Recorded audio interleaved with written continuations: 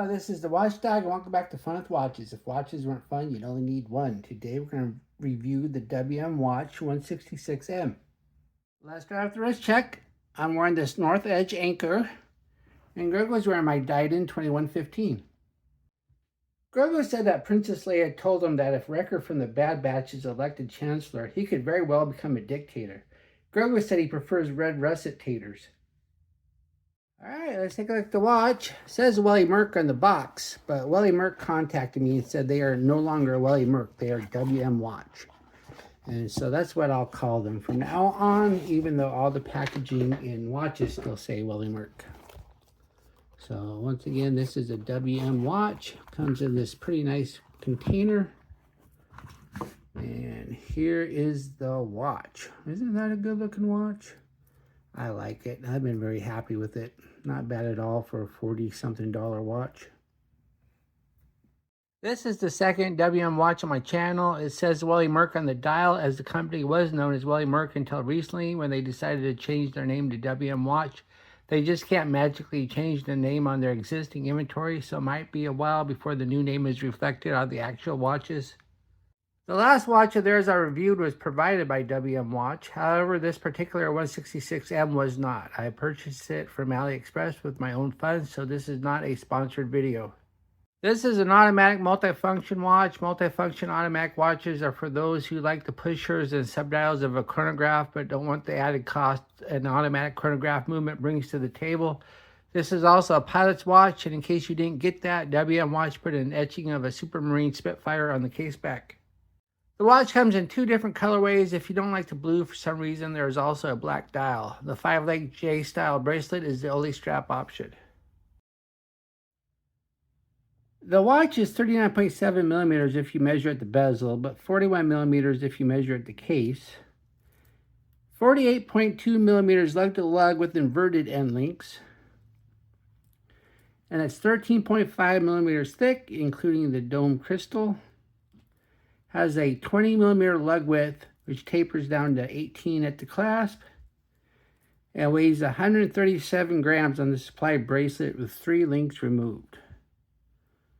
The bezel is smooth and polished and looks nice. And then we have the dial.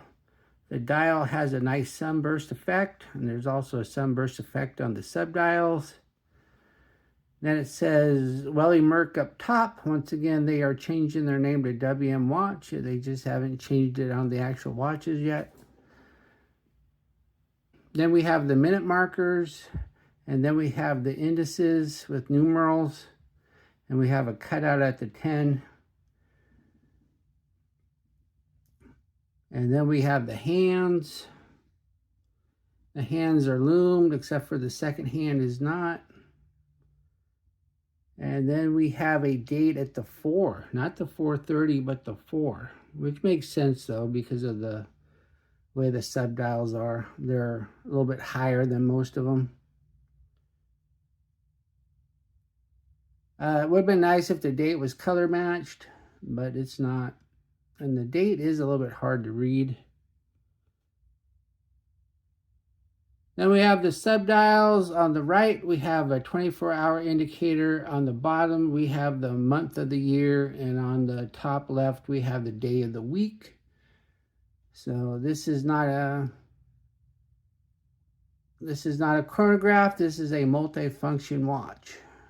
So I guess you would call it a calendar watch. It is not a perpetual calendar, though, because it doesn't keep track of short months or leap years or anything like that. Then we have an unsigned push-pull crown, and it does hack. And then we have the pushers. The pushers control the month of the year and the day of the week. So the top pusher controls the day of the week, and the bottom pusher controls the month of the year.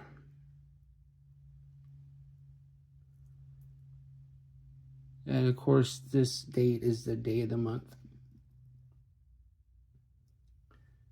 Then we have the crystal. The crystal is a dome sapphire, and I tested it just to make sure. And I think they do a pretty good job of not reflecting for a domed So I don't know if there's AR coating or not, but it looks nice. And it is single domed. You can see the distortion. And then we have the case. The case is really good. It's nicely brushed, has a good shape to it. And it's fairly thin for an automatic because the case back isn't too thick. So it wears nice and flat on the wrist. So I like the case. Then we have the case back. On the case back, we have the etching of a Supermarine Spitfire. This was Britain's #1 fighter of the war. And it was an awesome fighter for its time. The only drawback was it had a very lousy range. So it was a good fighter for protecting the homeland, but it wasn't a very good escort fighter for escorting bombers because of the range. If you've seen the movie Dunkirk, you see how they sent a couple Spitfires to protect the troops, and they had a very short time where they could do that. They only had an hour where they could protect the troops, and then they had to come back because of fuel. That says all stainless steel. And it says automatic, and then it says 20 ATM water resistance. So yes, it says you get 200 meters. I don't have the equipment to test that. And even if I did have equipment, it would only test 60. I don't know if it has 200 meters or not. That seems kind of a pretty big claim for a watch like this. So I don't know if these Chinese companies are just throwing numbers on the thing or not. But I guess I'll take them at the benefit of a doubt because once again, I don't have the equipment to test. And this is a screw down case back. And I know that because I unscrewed it because I wanted to take a look at the movement because it said it's a 21 joule movement, but it didn't give the actual model number. And so I opened the case back and here it is, and there's no writing on it at all. So it's not a Miyota 8215 because there would be writing on that rotor that said 21 joules in the model number. So this is a Chinese clone of the 8215, I'm assuming because of the joule count, but I don't know that for a fact, but it does have the big old stutter of an 8215. But once again, it does hack. And I guess I'll set the lift angle for the same lift angle as an 8215, and we'll see what it does on the time grapher. Here it is on the time grapher. As you can see, it's running pretty slow. We got -7, -11, -14. Amplitude looks fine, so I guess that 49-degree lift angle must be correct. And we don't have much of a beat error, 0.1 milliseconds, so that's good. So yeah, it's running slow, but not horribly slow. Unfortunately though, it is a hacking movement, and I don't like it when a hacking movement is slow because you have to actually move the hands, where if it was fast, you could just hack it and wait for time to catch up. The bracelet is a 5-link J-style with polished inner links and brushed outer links, and it looks pretty nice. And we have solid end links too. And also this is a fully articulating bracelet, so that's always nice too. So it's gonna wrap around your wrist like a glove, so that's always nice. Then we have push pin adjusters, not screw pins. And I always say that I'm perfectly happy with push pins. I just think they're easier. And then we have a butterfly clasp. Unfortunately though, there are no half links, so getting the perfect fit might not be an option. Of course, the links aren't huge. So, and I was able to get a good fit, but once again, your mileage may vary.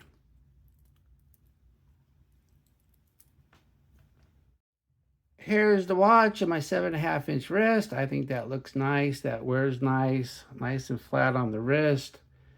I removed 3 links to fit, so you could probably wear it 8 1/4 before you need more links. I do not know if WM Watch will send you more links or not. I have never asked them, but that's something you might want to do if your wrist is bigger than 8 1/4.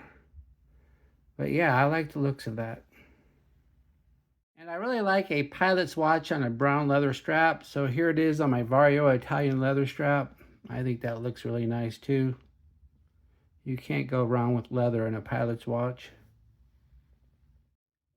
And here it is on the black rally strap. That looks nice too. Here we are in the loom room. This is only my second WM watch, so I wasn't sure what to expect, but just wearing the watch didn't give me high hopes. As we speed up the time, we see that the numerals and dots are loomed but are fading fairly fast. The hands are much better, but not exactly great. I guess because of the hands, I would rate the loom at least so-so. What I like about this watch, it looks and wears nice. I really like this deep blue dial. I like this case, nicely brushed, sits nice and flat. And I like this dome sapphire crystal. I think it does a good job of not reflecting for dome sapphire. What are my gripes and groans? It has a butterfly clasp with no half links. That means you might not get the perfect fit. I wish they would have jacked up the price 10 bucks and gave us a Miyota or a Seiko movement. And the loom is only so-so. Do I recommend this watch? Of course. I really enjoyed wearing this watch and it looks great. It was $40 and really happy wearing this watch. Well, thank you for watching my review of the WM Watch 166M, and I'll be back with another review. Be sure and like and subscribe to my channel. And if you like this watch, I will leave an affiliate link to the AliExpress store where I bought it from. Bye.